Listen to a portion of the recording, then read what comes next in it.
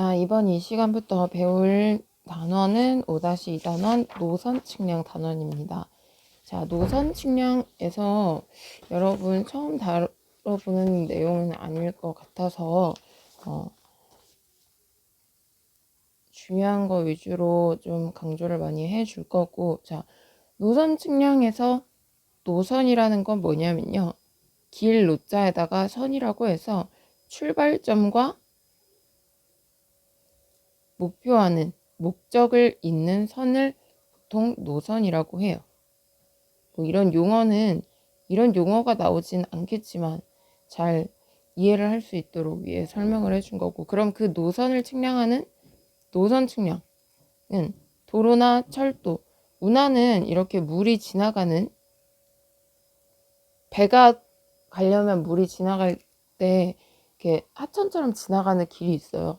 운하 등의 교통로, 그리고 수력발전소의 수로, 상하수도의 도수 등에서 폭이 좁고 길이가 긴 노선, 이런 노선들을 계획하고 설계하고 공사할 목적으로 하는 측량을 노선 측량이라고 하고, 자, 노선을 설계하고 시공하기 위한 측량 안에는 여러분, 우리가 노선 측량을 이거 그냥 하나라고만 생각하지만 이 안에는 세부적으로 또 나뉘어져 있어요. 중심선 측량, 종횡단 측량, 용지 측량, 시공 측량, 평면 측량 등 이렇게 나뉘어져 있고, 용어는 뒤에 가서 보도록 하겠습니다. 자, 노선 측량의 순서와 방법을 살펴볼 건데, 모든 측량에서 순서는 기본적으로 마찬가지겠지만 뭘 가장 먼저 해야 될까요? 계획을 세우는 게 중요합니다. 이렇게 계획을 먼저 세우고 그 계획대로 실시를 할 수 있는지 현장에 잠깐 가서 답사를 해보고, 이게 가장 기본적인 순서예요. 자, 그래서 노선 측량은 크게 5가지로 나뉘어져 있어요. 계획, 답사, 예측, 실측, 공사 측량. 자, 여기까지는 도상, 지형도, 지도를 보고 하며, 실측 이후부터는 현장에서 합니다. 여기 나와 있죠. 계획과 예측까지 도상에서 실시하고, 이 도상에서 실시한 계획과 예측을 바탕으로 현장에서 실측과 공사 측량을 실시하게 된다. 자, 그럼 간단하게 살펴보면 도상 계획이라는 것은 우리가 서울에서 평창까지 고속도로를 뚫고 싶어. 그럼 그 지도를 갖고 와서 이렇게 뚫는 게 가장 좋은지, 이렇게 설치하는 게 좋은지, 후보 노선들을 지도 위에다가 몇 개 선정을 해보죠. 그러고 나서 잠깐 실제 현장을 가가지고 살펴봐요. 우리가 5개를 골랐는데 여기서 실제로 가능한 노선이 몇 개 있는지 대략적으로 2-3개만 노선을 또 다시 추린 다음에, 이번에는 예측이라고 해서 이건 예상이 아니라 예비 측량이에요. 이거는 현장에서 하는 게 아니라 실내에서 지도를 보고, 그러면 우리가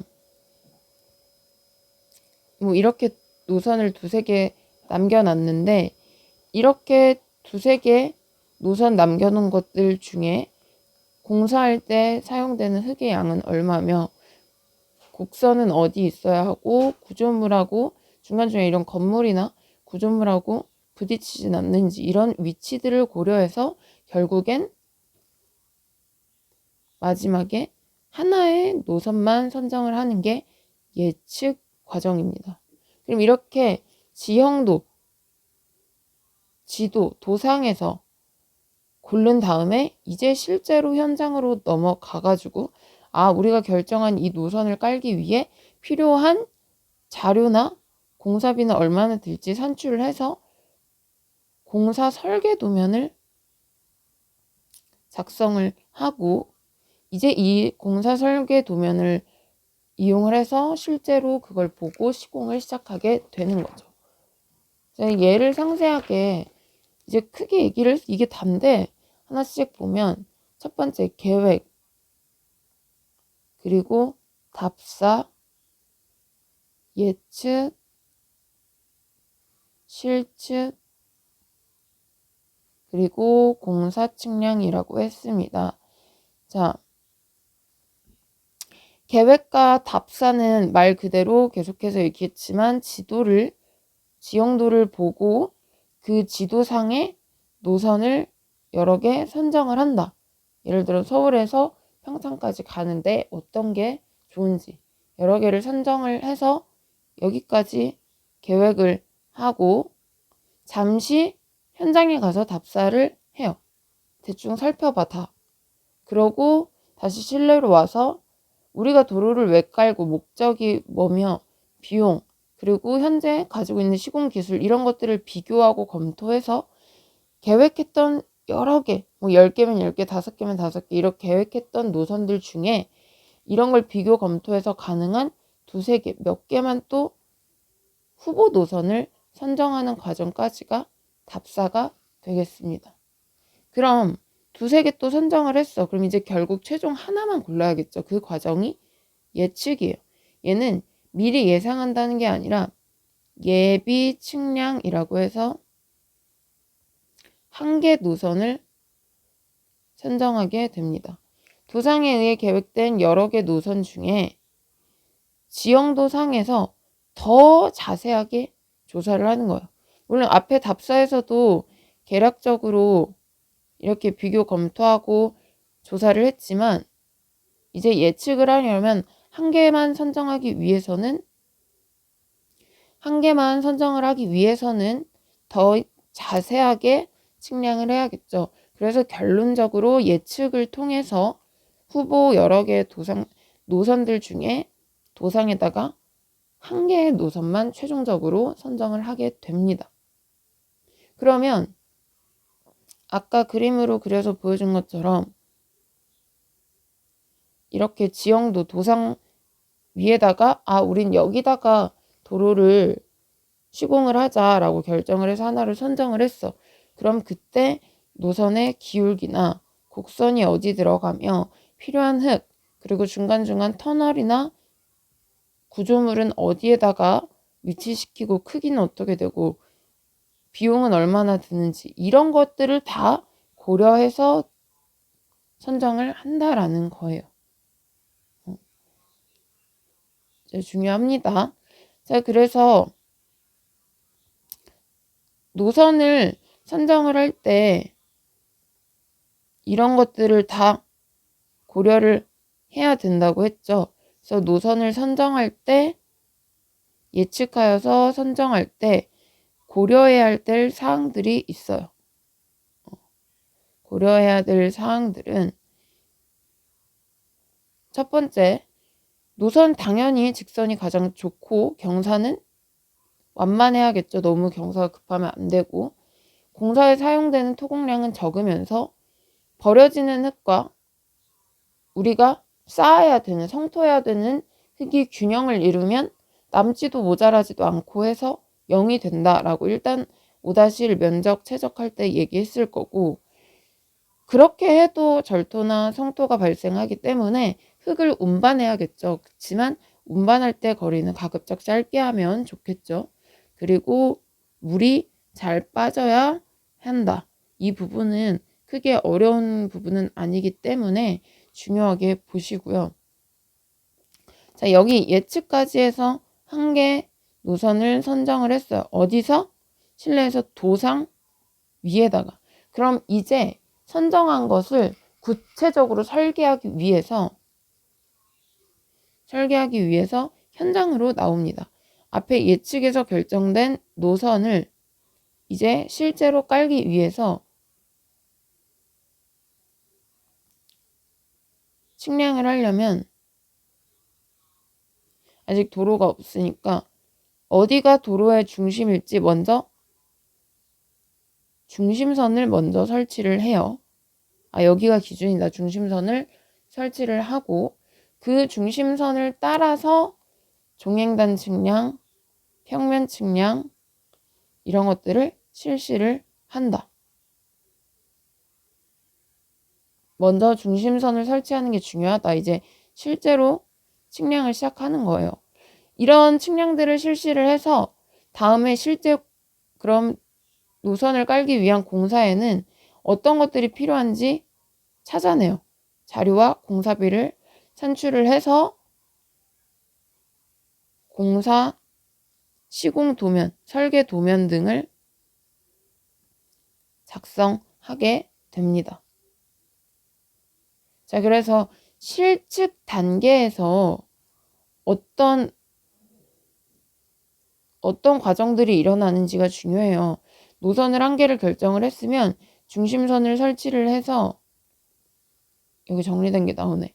중심선을 실제 현장 가서 설치를 한 다음에 종횡단 측량을 하고 평면 측량하고 용지 측량하고 다 해서 실제 공사할 때 이렇게 하라는 설계 도면을 작성을 해서 준비를 하는 거죠. 이 시공 측량은 시공하기 위해 필요한 자료나 공사비를 산출해서 지형도를 작성한다고 생각을 하면 돼요. 이렇게 실측까지 해서 끝나면 이제 실제로 시공을 시작하게 됩니다. 여기 나오죠. 실측 과정에서 만들어진 공사 도면을 이용해서 시공을 하고 나오죠. 그리고 이 중심선 위에다가 중심 말뚝들을 받고 주변에는 수준점도 있을 거예요. 그래서 중심 말뚝의 높이나 수준점의 높이를 다 검측을 하고 그리고 이제 이 말뚝이 부셔지거나 망가질 수도 있어. 그럼 그거를 조금 보조하고 다시 설치할 때 도와주는 보조 말뚝이라고 뒤에서 배울 건데 보조 말뚝을 세우기 위한 인조점 그리고 규준틀 이런 게 규준틀이에요. 이름을 알려주는 거예요. 여기가 넘버 3 지점이다. 이런 규준틀들을 설치를 하고 구조물의 위치를 실제로 정해서 이제 공사를 시작한다라는 거죠. 순서 꼭 알아두시고 자 그러면 세부적으로 들어가서 노선 측량 방법을 볼 건데 실측 순서는 다음과 같이 답사,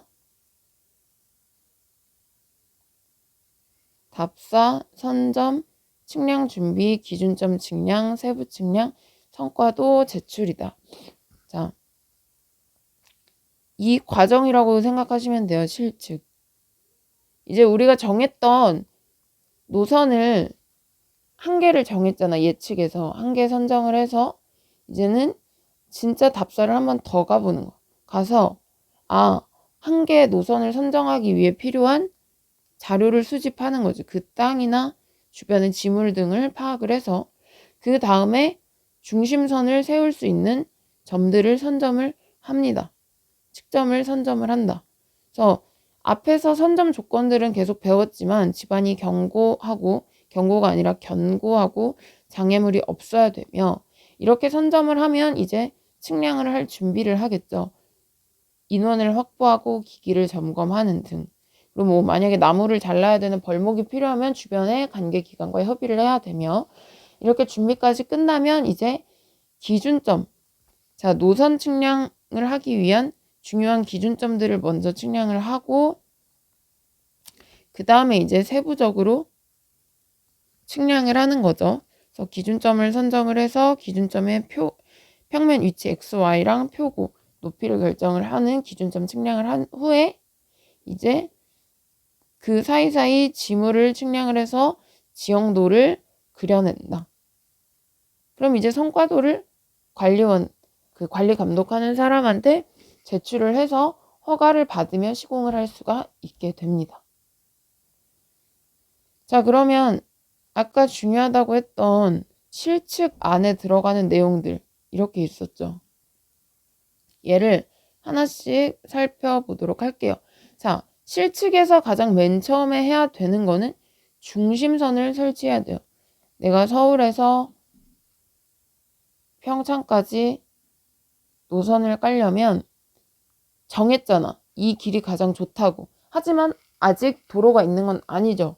그렇기 때문에 먼저 말뚝을 박을 중심선을 설치를 하는데 자, 중심선은 말뚝을 박기 위해서 고려해야 되는 건 말뚝이 몇 미터 간격으로 말뚝이 설치가 되죠? 이 중심선을 따라서 20m 간격으로 중심 말뚝을 받게 되죠. 그쵸?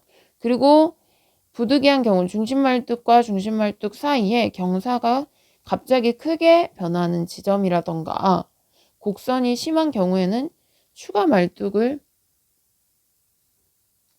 이런 식으로 설치해 주기도 한다. 그래서 중심 말뚝의 번호는 이렇게 딱딱 넘버 몇으로 떨어지는데 추가 말뚝은 여기에 몇 미터 더 갔는지 표시를 해준다고 했고, 자, 직선부, 도로에 직선이 있고 곡선부가 있죠. 직선부에서는 기점이나 변하는 지점이나 교점 만나는 지점에 기계들을 세워서 말뚝을 설치해 나간다. 그치만 곡선부는 곡선 설치법에 따라 말뚝을 설치하게 되는데, 곡선 설치법은 여기가 직선이고 곡선이면, 그리고 다시 이제 직선으로 곡선이 끝나서 직선이 되겠죠. 그럼 곡선이 시작하는 점 여기하고 곡선이 끝나는 점 여기에도 중심선을 이렇게 설치를 한 다음에 무조건 곡선 시점부터 여기부터 말뚝을 설치해야 돼. 내가 직선에서 넘버 0, 1, 2, 3 이렇게 와서 여기가 뭐 10번이야. 근데 여기까지가 20m가 안 돼도 곡선 시점과 종점에는 무조건 말뚝을 설치해야 된다. 우리 계산 문제 풀다 보면 그런 걸 봤을 거예요. 그래서 뒤에서도 나오니까 이렇게 중심선을 설치를 하면 말뚝을 박는데 말뚝의 간격은 20m가 기본이라는 거. 처음 보는 내용은 아니죠. 자, 그럼 이렇게 중심선을 설치를 하고 나면 말뚝까지 박았어. 그럼 이제 각 지점의 높이들을 정해야 되는데 종횡단 측량을 합니다. 자, 이 측량하는 주변 지역에 수준점이 있을 테지만 공사 현장하고 멀 수도 있어서 나중에 해체 가능한 가설 수준점을 설치를 해줘요. 이렇게 500m마다 높이를 확인할 수 있도록 이렇게 가설 수준점을 500m마다 설치를 해주고, 이 수준점을 기준으로 종단 측량과 횡단 측량을 하게 됩니다. 종단 측량은 앞에서도 얘기했지만 설치된 중심선에 말뚝이 있죠. 이렇게 말뚝이나 아니면 그 사이사이에 추가 말뚝의 높이를 측정하는 거야. 여기 0, 1, 2, 3, 4, 5 쭉쭉 말뚝을 설치를 했으면 이제 이 지점의 표고 높이를 측정해서 종단면도를 작성하는 게 종단 측량이 되겠습니다.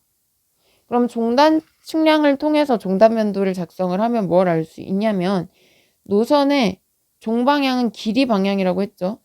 종방향의 땅의 변화 상태를 알 수가 있고, 이걸 기준으로 시공하는 기준면을 정해요. 땅을 어디를 깎고 어디는 절도해야 되는지 기준면을 정하는 거. 예를 들어서 말뚝의 높이들이 10m, 15m, 20m, 30m, 15m, 20m 이렇게 나왔어. 그러면 그림을 그리면 이렇게 될 거 아니야. 이렇게. 그래서 이런 지형의 변화 상태를 체크를 할 수 있고, 도로가 너무 이렇게 계속 가면은 안 되겠죠. 그래서 어딜 기준으로 깎아야겠다, 이런 시공 기준면을 결정한다라는 거예요. 계획고라고 보시면 돼요. 자, 그렇게 해서 종단 측량을 하면 종단면도를 그려낼 수 있는데, 종단면도 같은 경우에 이제 이 부분 좀 여러분이 헷갈릴 수 있는 부분은 가로의 축척이 있고 높이, 세로의 축척이 있어요. 가로의 축척은 그 전에 보았던 지형도의 축척과 동일하게 하면 되고, 높이의 축척은 지형도 축척의 5배에서 10배를 표준으로 한다. 자, 이 부분에는 그림이 안 나와 있어서 여러분 교과서 126페이지를 보면 126페이지가 아닌가?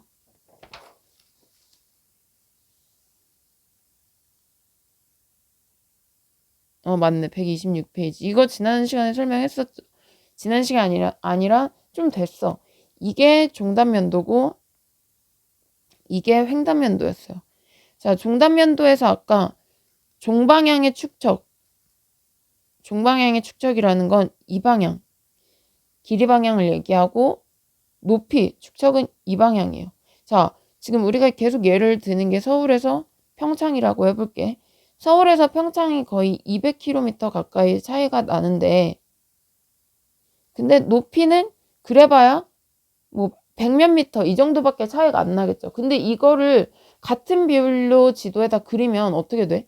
얘는 200km라서 이렇게 나는데 높이는 100m이기 때문에 이렇게 그려질 거 아니야.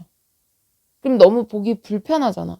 그래서 얘를 크게 보이게 하기 위해서 가로 방향 축척보다 5배에서 10배 정도 해준다. 여기 볼게요.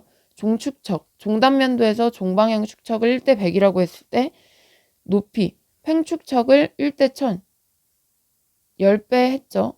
이런 식으로. 자, 그래서 다시 넘어가면 왜 5배에서 10배를 해주냐면 높이 변화를 눈에 띄게 표시하기 위해서 그런 거예요. 자, 그래서 종단면도를 그리기 위한 측량이 종단 측량이고 그럼 다음은 횡단면도를 그리기 위한 횡단 측량이 나오겠죠. 횡단 측량은 종단 측량을 실시하고 나서 이렇게 중심선에 말뚝을 박아서 다 높이를 쟀어요.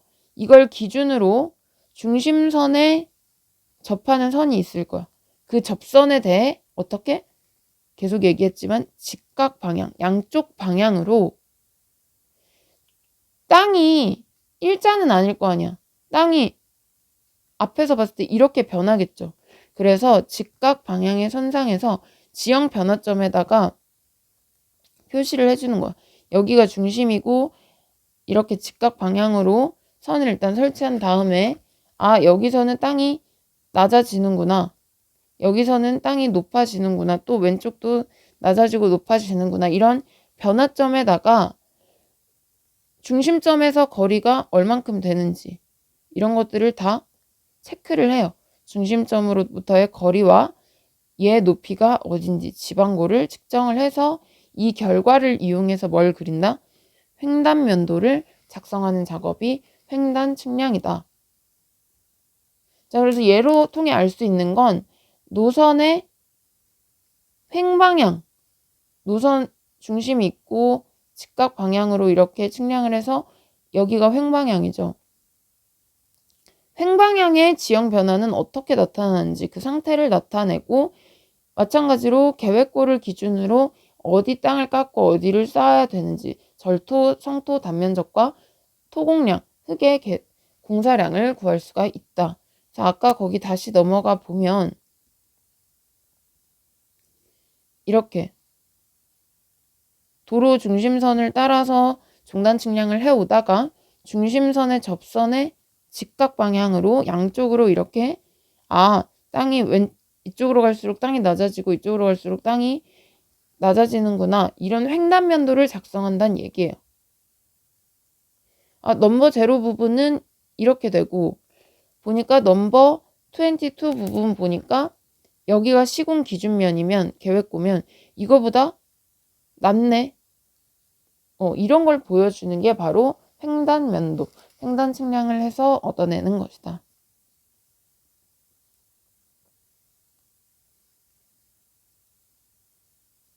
자, 그 다음에 용지 측량이라는 말은 좀 생소할 텐데 용지라는 것은 뭐냐면요. 도로의 전체 폭이라고 생각을 하면 돼요. 자, 지금 횡단 측량을 통해서 이쪽이 이렇게 도로 중심선이고 도로고 이렇게 직각 방향으로 땅을 측정을 해서 횡단면도를 그렸어. 그 다음에 우리는 그 위에다가 계획 단면을 적용할 거야. 아, 근데 우리는 실제 땅은 이런데 계획 단면은 이렇게 도로를 깔고 싶다 해서 차가 이렇게 지나가겠죠. 그러면 이것을 보고서 횡단면도랑 계획 단면을 보고서 아, 이 부분은 흙을 깎아야겠다. 절토를 찾아낼 수 있고 이 부분은 성토다라는 것도 찾아낼 수 있겠죠.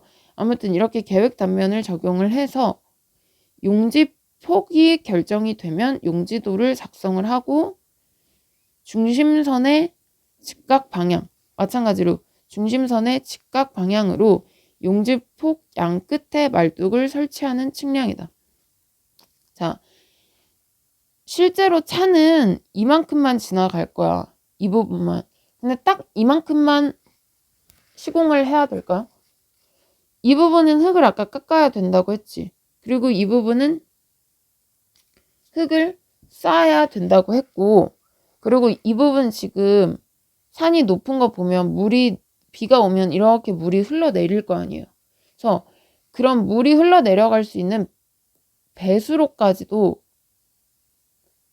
다 고려를 해서 전체 노선의 용지폭을 결정해 줘야 돼요. 그렇게 용지폭을 결정을 해서 이걸 바탕으로 용지도를 작성을 하면 아, 그럼 이제 이렇게 계획을 했으니까 어디에 말뚝을 박아야겠구나. 이런 것들이 바로 용지 측량이다.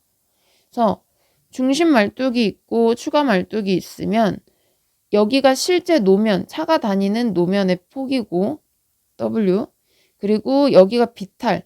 비탈이라는 건 경사예요. 근데 이 부분이 위에 있으니까 비탈 머리. 그리고 얘는 이렇게 비탈이 끝나는 지점. 여기가 비탈 끝. 그래서 얘네까지 포함한 거리 A, B. 그리고 아까 배수로 같은 걸 설치하려면 여유폭을 둬야 된다고 했죠. C1, C2는 여유폭. 이런 것들을 포함해서 노선의 전체 폭을 구한다라고 했습니다. 그리고 이걸 통해서 경계들을 알아낼 수 있고 면적도 산출을 하고 만약에 여기 흙을 깎고 설치를 한다고 하면 주변에 있는 땅 주인에게 보상을 또 해줘야겠죠. 이런 자료로 용지 측량을 통해 이용할 수 있다. 자, 그러면 그 다음에 시공 측량은 실제 공사를 하는 게 아니라 공사를 진행하기 위해 필요한 설계 측량 중에 하나로 여기가 이제 측점들이면 아까 잠깐 얘기를 했죠. 이 측점들이 사라지거나 망가졌을 때 얘를 보완해 줄 수 있는 주변에 가까운 곳에 보조점들을 설치를 해야 된다. 그래서 중요한 측점의 위치를 찾아보고 어디가 중요한 측점인지 위치를 찾고 표고가 높이가 맞는지 검사를 하고 주변에 이제 보조점, 그걸 인조점이라고 하고 인조점을 측설을 하고 아까 얘기한 것처럼 이런 규준틀을 측설을 해서 공사하는데 무리가 없는지 검사하는 것들이 바로 시공 측량이 되겠습니다. 자, 그 다음 마지막 실측 안에 평면 측량이 있는데 평면 측량은 말 그대로 자, 평면 측량은 용지 측량이 끝나면 이렇게 용지 측량이 끝나고 나면 이제는 우리가 실제 차가 다니는 노면은 이 부분인데 공사는 다 해줘야 되잖아요. 그래서 얘네를 보면 노선 폭의 5배에서 10배 정도까지 평면 측량을 실시를 한다. 각각의 위치를 알아내는 거예요. 그래서 그 평면도를 그리는데 거기에 수준점의 위치나 높이 그리고 이런 용지 경계선 등이 기입이 된다라는 거. 자, 그래서 실측에서 좀 중요하게 봐야 되는 거는 이런 과정들이 들어있고 각각 과정들에서 어떤 일을 하는지를 좀 살펴보셔야 하며, 다음 강의에서 이어서 우리가 이제 곡선의 종류에 대해서 다루도록 하겠습니다.